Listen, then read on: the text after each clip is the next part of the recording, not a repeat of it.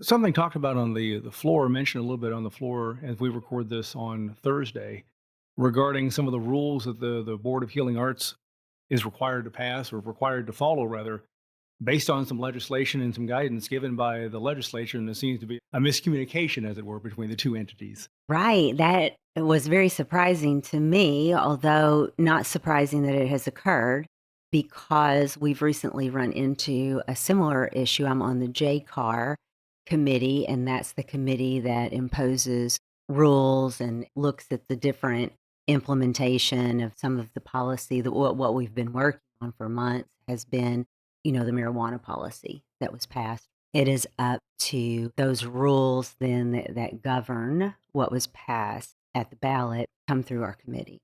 What was said today on the floor was that a policy that we passed last year having to do with our nurse practitioners and the radius that they can travel and have patients with a collaborative agreement with the doctor, that has been a stumbling block for those of us who live in the rural areas for many years because there's a lot of places we have doctor shortages, and our nurse practitioners are the doctor in the community. We have been working for many years to get that balance right. And what we found out today is that the legislation that we passed last year, that we have worked on for many years to get this right, that now our Board of Healing Arts just pretty much thumbed their nose at the legislature and the governor because what we passed in both bodies, the House and the Senate, landed on the governor's desk and they signed. Then we have the Board of Healing Arts saying, well, they're not implementing it basically the way that they've gone around it.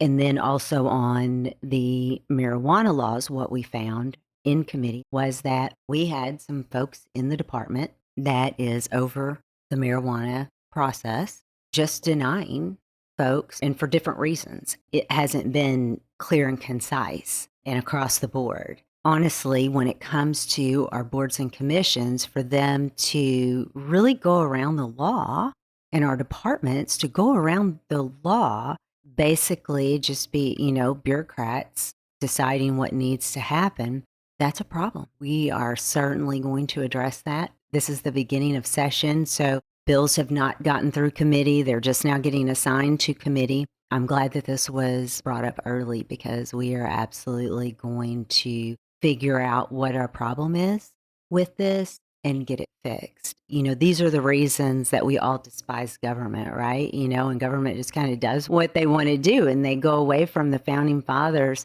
and the processes that were initially set up. And so I'm definitely going to be watching that closely and working on that. And I know that next week we're going to have a committee hearing for JCAR. We're going to get to the bottom of this. You mentioned committees and those beginning their work for a session as well. One of your measures, it relates to teachers and some rules that have been implemented in some instances, but not for private schools. That bill's up for hearing, I believe, in the next week.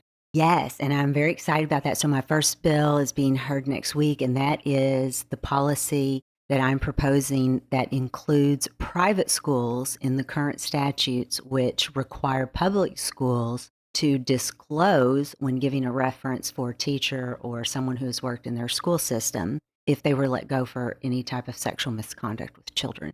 For whatever reason, years ago, this bill was passed. For whatever reason, private schools was inadvertently left out. And I had a constituent reach out to me this past summer, unfortunately, that had this situation happen.